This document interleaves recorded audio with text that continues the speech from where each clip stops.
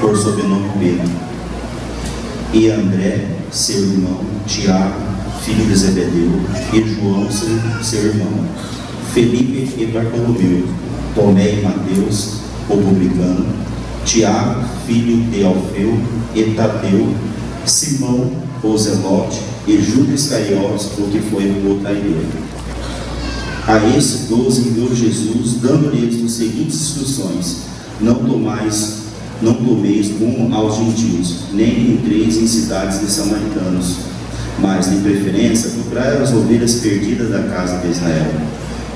E à medida que seguirdes, pregai, que está próximo o reino dos céus. Curai enfermos, ressuscitai mortos, purificai leprosos, expelir demônios, de graças recebeste, de graça dai. Esta passagem, Jesus instrui seus discípulos sobre o objetivo de sua missão, a essência de sua mensagem, os trabalhos que deveriam realizar, os equipamentos que deveriam usar e os procedimentos a ser seguidos. Jesus concede aos 12 discípulos o poder delegado que ele mesmo possuía, ou seja, a autoridade para o ministério messiânico, e adiante em direção contra o mal, expulsar demônios, curar enfermos e todo o mal. Sem essa autoridade que Cristo otorgou, nada se realizaria. Eu não quero ficar nessa noite apropriada para fazer uma exegese certa do texto ou uma pregação expositiva, mas eu quero, através desse texto aqui, trazer um pouco do testemunho. Quando Jesus ele começa a levantar os discípulos dele, começa a procurar acerca dessas pessoas para ensinar, para falar acerca do reino, imagina ele, dentro da visão humana, talvez nem eu, nem você escolhêssemos os discípulos que Jesus escolheu para anunciar o reino de Deus. Você escolheria um pescador truculento como Pedro, que poderia negar também para trabalhar com você? Um incrédulo como Tomé, um traidor como Judas? Certamente que não. Mas Jesus consegue enxergar além das aparências e usa quem Ele quer.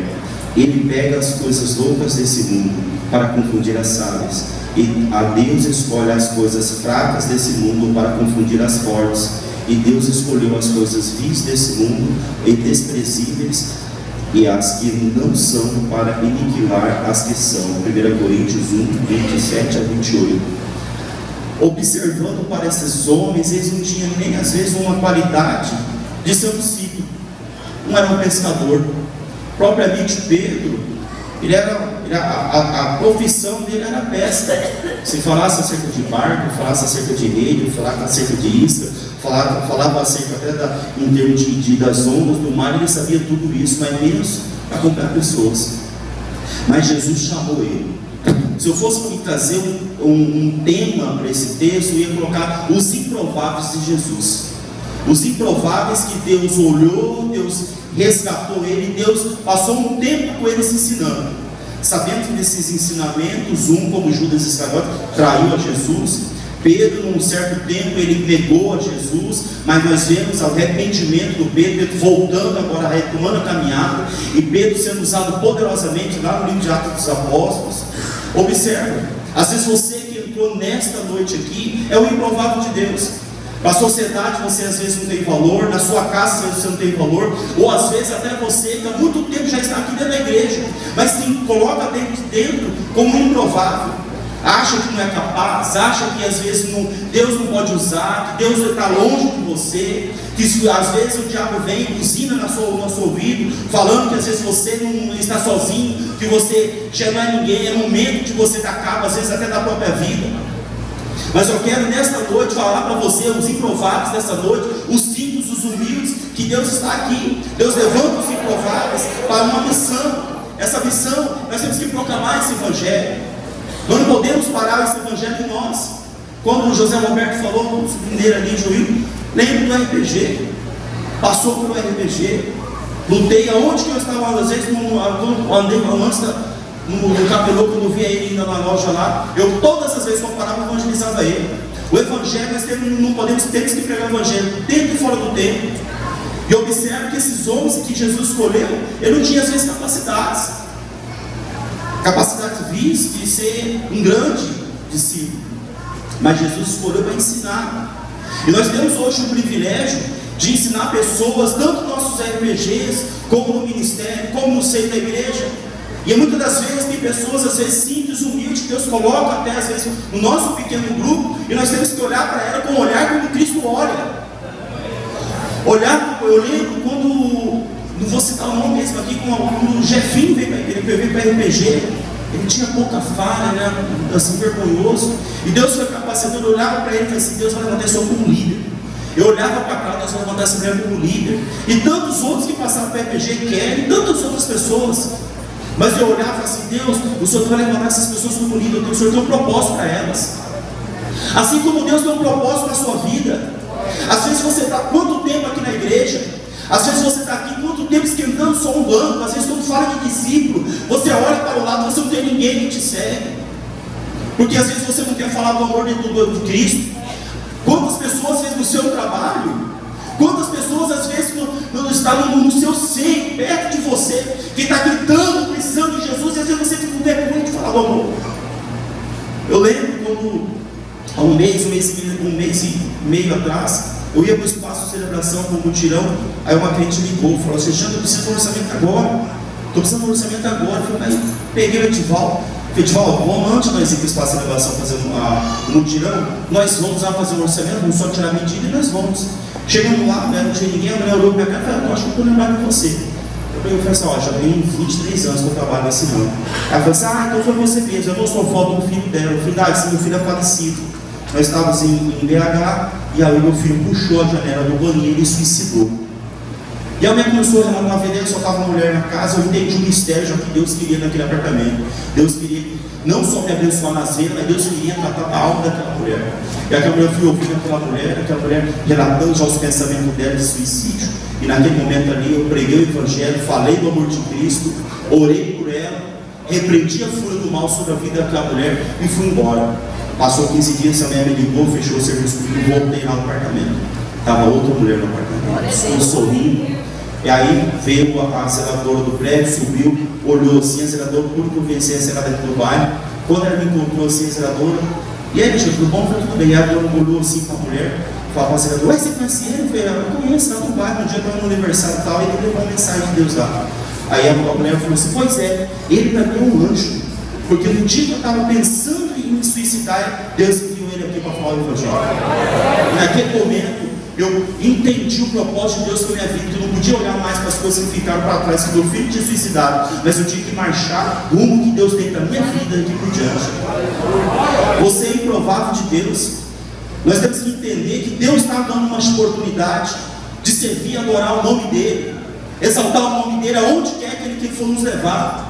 Tem pessoas do nosso lado que estão gritando, pedindo socorro, e nós como igreja nós temos que sair do conforto, sair dessas paredes que nos enganam muitas das vezes, e ir pregar o Evangelho, entender o propósito de Deus para as nossas vidas. Que quando você ouviu a voz de Deus e aceitou o Senhor primeiramente como Senhor da tua vida, e depois como Salvador da tua vida, e se Ele é Senhor da tua vida, quem manda na tua vida a partir daquele momento que você aceitou Jesus é Deus. E aonde Deus está levando você? Quantas pessoas estão carentes, apenas precisando do amor de Cristo, e você tendo esse amor, carregando esse amor de Deus, vendo os milagres que Deus tem trabalhado no nosso meio, e muitas das vezes nós não falamos do amor de Deus para o próximo. Ouvimos Deus no domingo, no decorrer da semana dos RPGs, na quinta ou na sexta-feira no culto, e parece que no decorrer da semana onde não tem culto, nós nos calamos. Tantas oportunidades que Deus nos traz, às vezes é no serviço, às vezes é no ponto de ônibus, e às vezes nós nos calamos porque nós nos sentimos improváveis, sentimos sem as capacidades, olhamos para dentro de si uma obra do diabo que às vezes nos prende, falando que você não é ninguém, que você não vai dar certo, que você não vai falar do amor de Deus porque você está passando por luta. Se eu for fazer uma estatística, pastor, agora eu falava assim: levante quem está passando por luta. Unânime a igreja se levanta. Mas a Bíblia fala que no mundo nós teremos essas aflições. Tente bom ano, nós não somos daqui. Nós somos de passagem nessa terra. Nós somos como peregrinos nesse lugar. Nós temos que entender que nosso amor não pode ser aqui nesse lugar. Nosso amor tem que ser nas regiões celestiais, aonde é nosso fim. Aí nós temos que entender: ai Jesus, aonde Deus nos levar. Nós temos que entender que nós temos que proclamar esse Evangelho. Quando eu fui 23 anos de filme, pastor. Nunca fui para Campo Verde.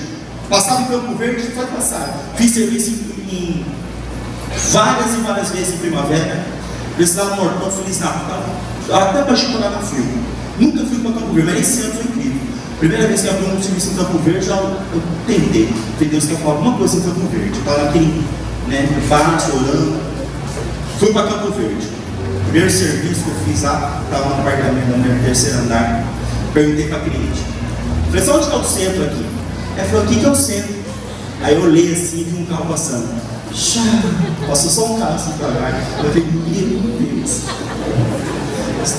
Imagina, né? O que é o centro? Saímos da cidade, foi o Lucas Mulher. Aí orando, vou embora. Deus não falou nada. Passou 20 dias, meu telefone toca. Alexandre, fulano está onde com você? Ele conseguiu o serviço, aonde que é? Campo Verde. Falei para o pastor, tem alguma coisa, pastor? Pastor, rapaz, vai receber. Fui lá de novo no Campo Verde. Cheguei lá em Campo Verde, olhei, fui lá no Zé Roberto. Zé Roberto, você ficou por aqui, vou trabalhar do teu lado. Vendi uma terra para do lado, como que ele trabalha? Fiz o serviço, voltei, olhei na necessidade, peguei, parei meu carro bem na saída da cidade. Peguei, falei, Lucas, vamos orar. Peguei, joelhei assim, perto daquela assim, da terra do asfalto, bem na boca do asfalto. Falei assim, eu peguei a terra assim na mão. Eu falei, Senhor, o Senhor está me trazendo, o Senhor vai me levar para essa cidade. Eu não quero só um bairro onde o Senhor vem plantar essa igreja. Eu só posso me dar a chave dessa cidade. Porque essa cidade aqui vai ser pequena, pelo teu amor que você tem nesse povo. Eu peguei a terra naquela cidade, olhei para aquela cidade e eu chorei pregando, falando o amor de Deus para mim. Eu falei, Deus, assim na mesma forma que o Senhor me amou, eu vou amar esse povo. Só que eu me amor para esse povo. Tá? Peguei a terra, assim, fui jogando a terra, espalhando a terra na minha mão, assim, Senhor, eu estou tomando posse. E as portas do inferno não vai prevalecer. Glória a Deus. Vou embora. Meu irmão, você acha que eu não pensei? Será que eu vou dar conta? Você acha que eu não fiquei com medo? Não fiquei com medo? Você acha que não vem mas quando a gente olha para a palavra de Deus, Deus ele chama os corajosos. Levantei a cabeça em casa, falei, meu bem, é Campo Verde. Meu bem, meu Deus. Você já pode ir baseando aqui, ó, tirar essas caixas, roupa, tirar essas caixas aqui. E no nosso lugar nessa cara, meu bem. E eu e ela.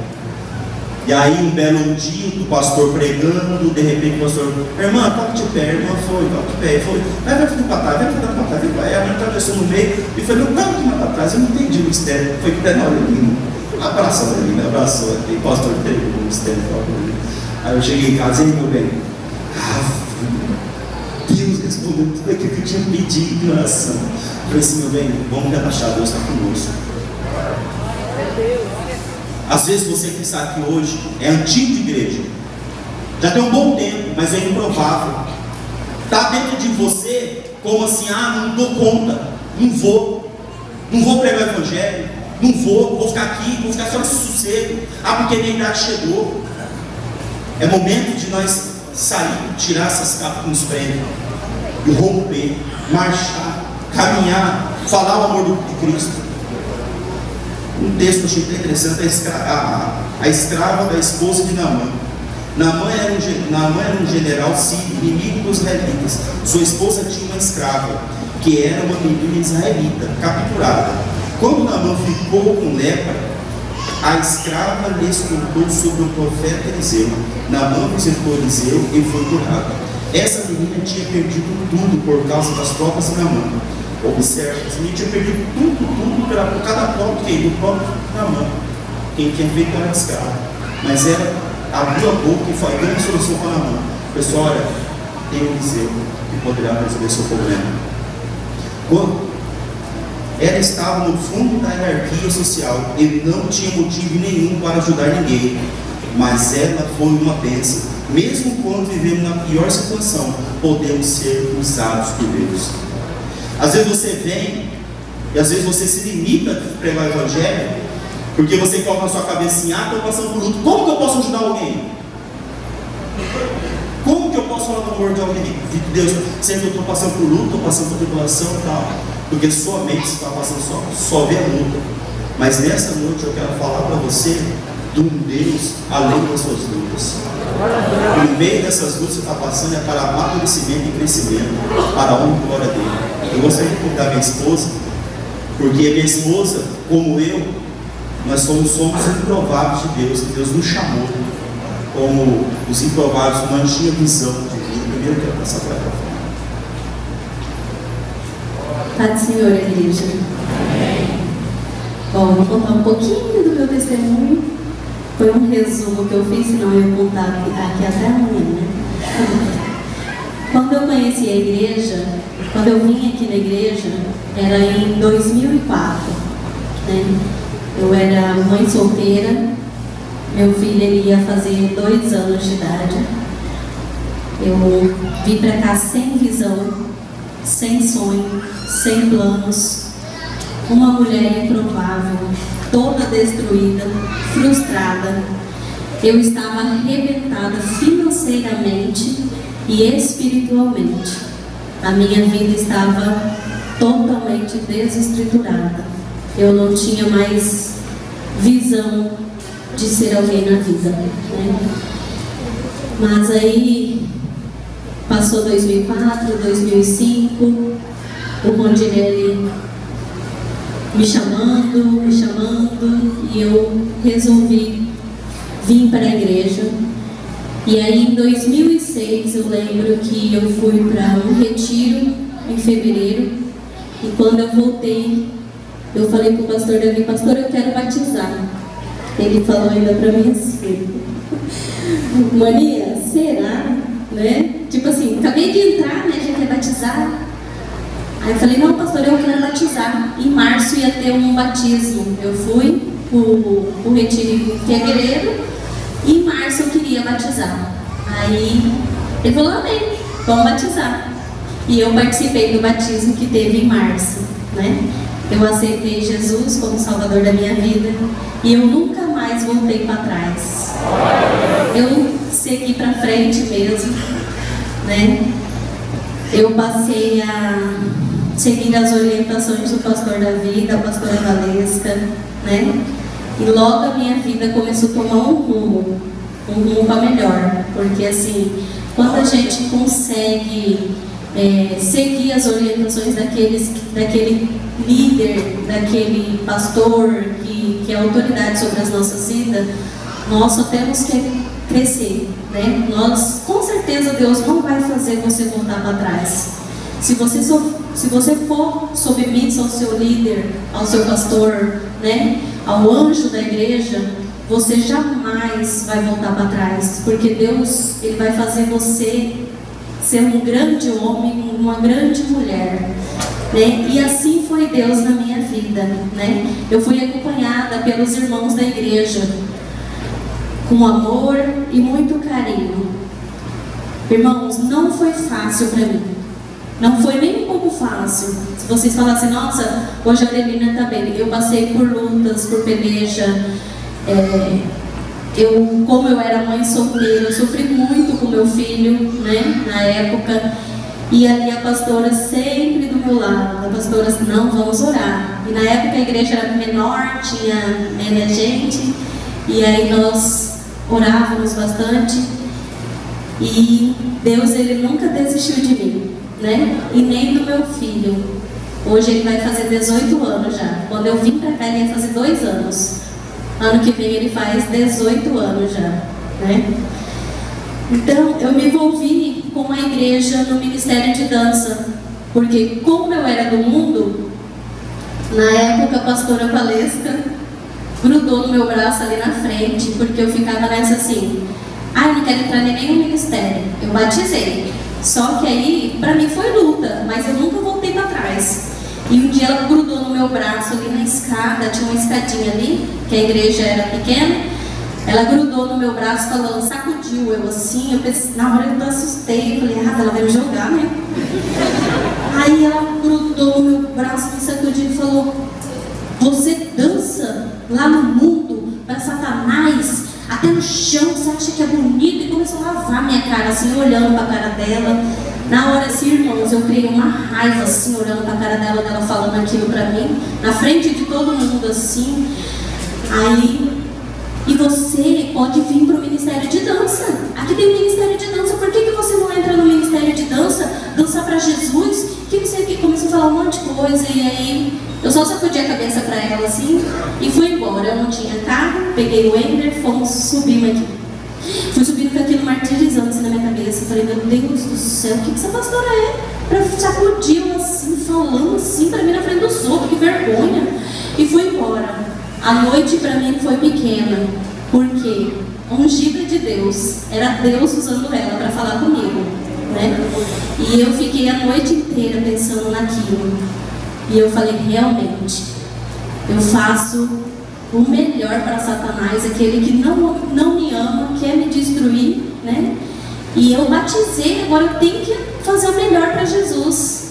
E eu vim com aquilo na minha cabeça no próximo culto e procurei ela e ela me apresentou para o Ministério de Dança e lá eu fiquei, né? Eu me envolvi com o Ministério de Dança, aprendi a lidar com crianças, né? Que eu não gostava, com adolescentes. Volta atrás. No início que eu entrei no Ministério de Dança, eu fui rejeitada por algumas meninas porque eu era mãe solteira.